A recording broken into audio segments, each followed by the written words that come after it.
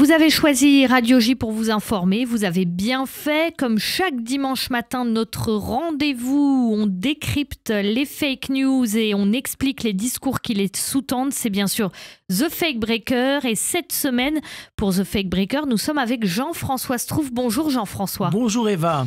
Cette semaine, vous souhaitiez revenir sur le cas de Dominique de Villepin et de ses déclarations abondamment relayées, extrait de son interview chez nos confrères de France Inter. L'ancien ministre des Affaires étrangères a dénoncé ce qui se passe à Gaza.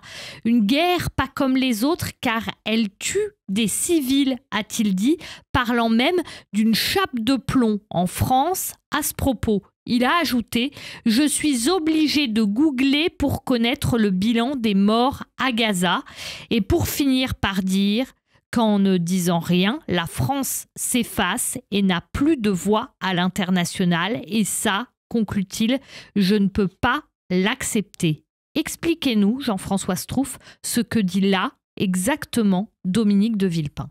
Alors je vais faire du sous-texte. Quand Dominique de Villepin dit en substance, on a l'habitude de dire les choses clairement, dit en substance qu'à Gaza il n'y a que des civils, n'est-ce pas? Et que donc l'armée israélienne ne tue que des civils et donc ne vise que des civils. Il dit en substance quelque chose de très important. Il dit que c'est la guerre qui tue des civils. Oui, alors c'est la guerre qui tue des civils, mais il dit en substance quelque chose qu'il faut vraiment extrapoler. Il n'y a donc pas de terroristes à Gaza, d'accord? C'est que des civils. Donc les missiles qui sont tombés depuis 2014 sur Israël sont des civils qui les ont envoyés, que ce sont des civils qui sont sortis le 7 octobre et qui ont assassiné 1200 Israéliens, en ont kidnappé 256 autres et en gardent en otage plus de 100, dont des vivants et des morts. Ce ne sont que des civils. C'est-à-dire qu'en substance, l'ancien ministre essentialise les Gazaouis. Il en fait globalement des terroristes. Il faut aller jusqu'au bout de la logique. Ensuite, pas un mot ni sur le 7 octobre, ni sur les otages. C'est-à-dire que Dominique de Villepin est un hémiplégique de la pensée. Il y a que les Israéliens sont venus un beau jour et ont décidé d'attaquer Gaza, mais il ne s'est rien produit. Il n'y a pas eu d'acte fondateur de cette guerre. Il ajoute « Je suis obligé de googler pour connaître le bilan des morts à Gaza ». C'est de la surdité, à mon avis, parce que il suffit de zapper les chaînes de télévision.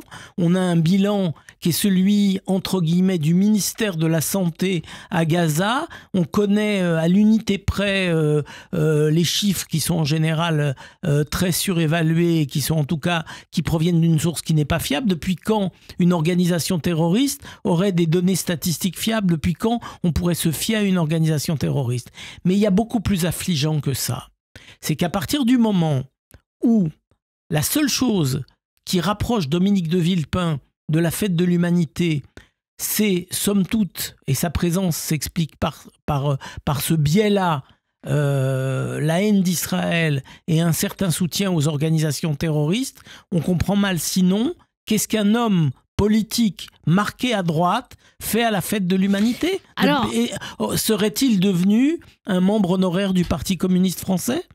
Jean-François Strouf, il y a un dernier point, vous n'êtes pas revenu dessus. Il finit par dire, dans l'extrait qui a été abondamment relayé, donc Dominique de Villepin finit par dire « C'est la France qui s'efface, oui, qui n'a plus de voix à l'international et ça, je ne peux l'accepter ». C'est ce qu'il finit par dire après son discours sur Gaza. Qu'est-ce qu'il dit? Qu'est-ce qu'il dit exactement quand il dit ça juste après?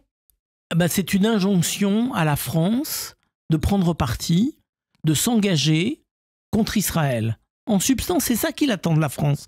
Des condamnations, une sorte de position qui serait calquée, je sais pas, sur celle du Venezuela, hein, on va prendre un exemple simple, ou sur celle des pays hostiles à Israël. Mais la voix de la France, c'est justement celle de la raison, celle d'appeler par exemple à la libération des otages et à un cessez-le-feu. Si ça, c'est pas audible pour Dominique de Villepin, c'est qu'il a un véritable souci. Mais c'est exactement ce que dit la voix de la France. Et personne ne demande à la France de s'aligner sur les positions d'Israël. Il y a d'ailleurs beaucoup d'Israéliens qui ne sont pas alignés sur les positions d'Israël. Mais en tout cas, ce qui est complètement clair, c'est que la voix de la France, elle est totalement audible. Dernière question. Le député LFiste Aymeric Caron parle de Dominique de Villepin en affirmant, je cite sur le réseau social X, ex-Twitter, que c'est une voix courageuse sur le génocide à Gaza, alors que Dominique de Villepin n'a même pas employé ce mot sur France Inter. Ah bah oui, c'est de la récupération extraordinaire de la part d'Aymeric Caron. Lui, il est là pour nazifier Israël, démoniser Israël, déshumaniser Israël. Donc il emploie le terme de génocide, et que si quelqu'un dit que à la météo il pleut sur Tel Aviv, il va dire mais vous voyez bien, c'est la preuve qu'ils reconnaissent qu'il y a un génocide à Gaza. Donc c'est une manipulation infantile destinée à transformer le public en lui faisant prendre des vessies pour des lanternes et avaler des couleuvres. Donc il est évident que oui, c'est clair que Dominique de Villepin n'a pas prononcé le mot génocide. Mais pour les gens de LFI, tout est bon pour pouvoir récupérer toute parole publique.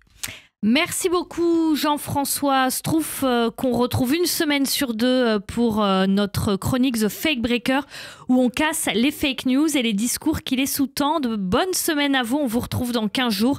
La semaine prochaine, nous serons avec Omri Schwartz. Merci. À bientôt Eva. Merci.